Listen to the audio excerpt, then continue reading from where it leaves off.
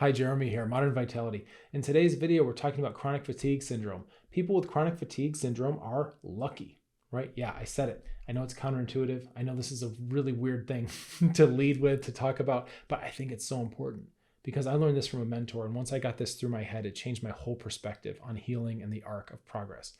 So for you, if you have chronic fatigue syndrome and you're exhausted all the time, maybe morale is a little low, you may not feel lucky. But I'm here to tell you are actually, and we need to find the bright side. We need to find the perspective, because just like anything else in life, when we apply ourselves to healing, we need to have the right mindset. This is going to open up all new possibilities for you long term. So let's get started.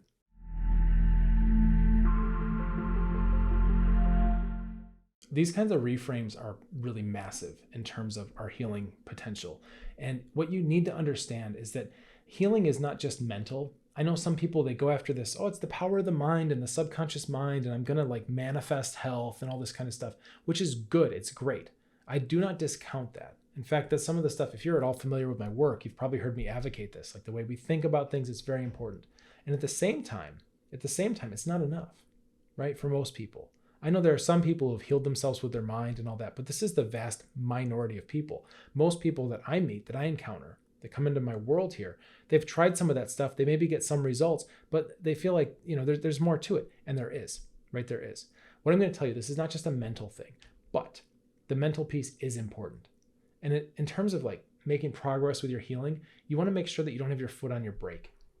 Okay, because we can add all the gas we want, but if our foot's on the brake the whole time, we're not going to go very fast. And sometimes these belief systems act like a foot on the brake, meaning having negative thoughts, negative emotions around resentment and guilt and shame and anger and all. It's natural as a human being to go through this, right? But we want to start to go through those emotions as quickly as we can and process them pretty cleanly so we can show up to heal with an open and curious mind, okay?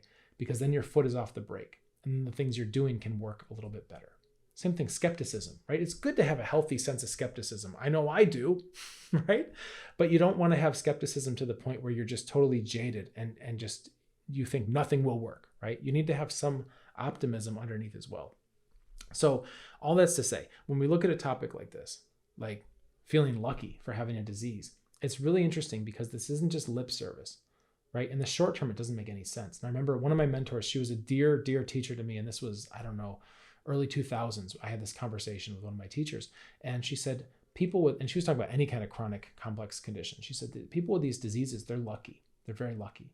And I immediately was like, you're full of it. I was like, you're just trying to make people feel better, or you're just talking crazy just to stand. I was like, why are you saying this? It doesn't make any sense to me, right? Of course, I was in my early 20s, and I would like to say that my worldview wasn't very evolved yet back then as it could have been, right? So I know I've made strides in the way I think about things too as I've matured, right? But I was kind of younger, and I personally wasn't that developed in my early 20s. I was having a hard time with longer term thinking, but conversations like this kind of snapped me out of it. So she said, yeah, people are lucky with these conditions. I said, okay, can you explain that? I don't understand what you're saying. And she broke it down so that even I could understand back then. And she said, well, listen, what's happening now is their system is more sensitive, right? Your body is more sensitive, and little things are having big effects on you.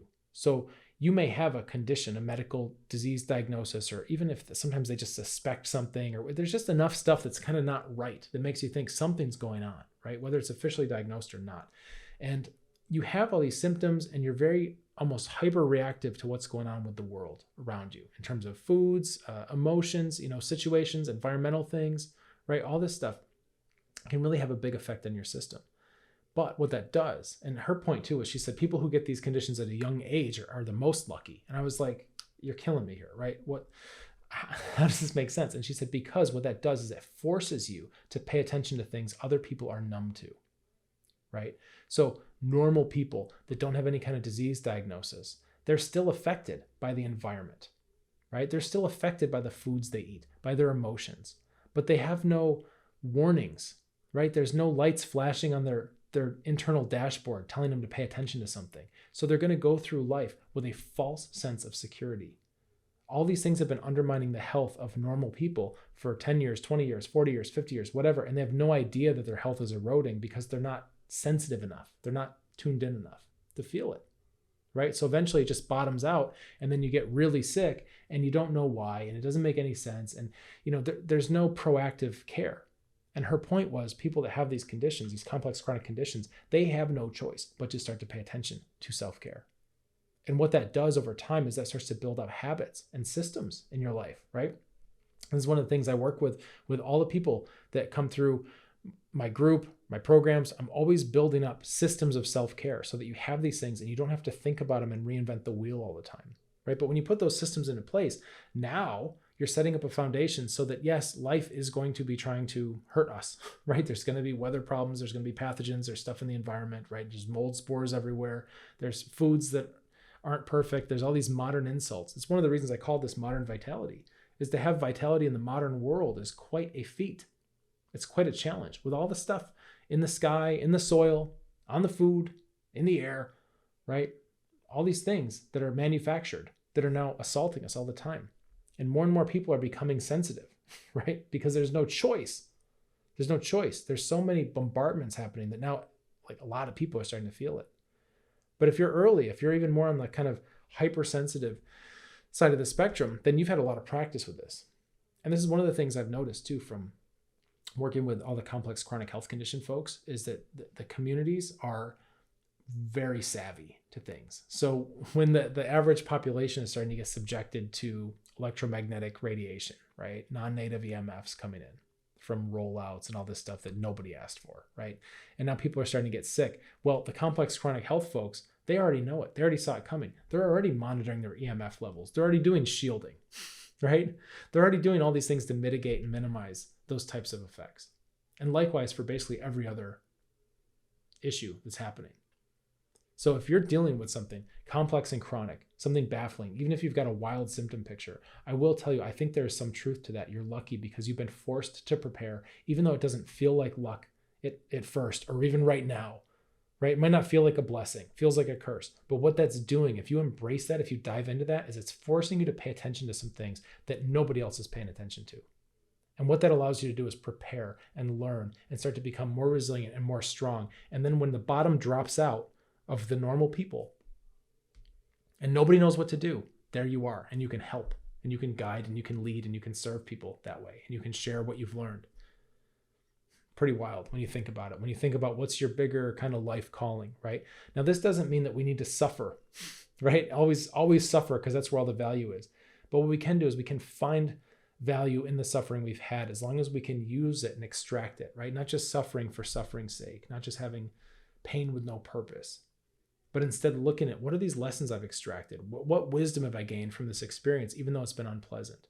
And you'll find, actually, when you look and you zoom out, you're going to find that you know a lot of things that most people have no idea about. And that's an extreme strength. And it's going to become very, very valuable as the modern world gets more and more toxic, basically, right? You know things that are extremely important. People already are probably starting to ask you about things that they didn't used to ask you about, because they know that you know that stuff, and it's becoming very, very relevant. So that's one piece. Now, the other thing that I've noticed, the second piece of why it's lucky, is because once you start to get, just as my teacher said all those years ago, once you start to get forced to pay attention to your body and develop self-care practices and all that, if you can organize your care in the right way, and this is something I've had to develop because even my teacher back then didn't have this laid out so cleanly, right? But if you can learn how to go through the stages of healing, immune system, digestive, neuroadrenal, blood circulation, then after that, we have boosting, like mitochondria and hormones and all that kind of stuff, if needed, biohacking, all those things, right? That lives there. It's not your first move, okay? Start with the immune system usually. Most people do best with that. If you do that, if you follow a process like that, you can go from being sick, right? Oh, I don't feel good. I'm exhausted. I've got weird pains. I've got brain fog. I'm bed bound, all this stuff. You can go from that. Seriously, you can dig your way out of that pit. And when you get to the other side, you don't just stop at normal, right? You dig your way up, and you don't just stop at normal. You actually have momentum, and you keep going. And this is the wild thing. This is really wild, because so many times when I say this, I know when I say this, I sound crazy if you're in the pit, right? But I've seen it happen enough to know that there's the potential for you to dig yourself out of the pit of not feeling good. And when you come out the other side, you're actually stronger than the average person.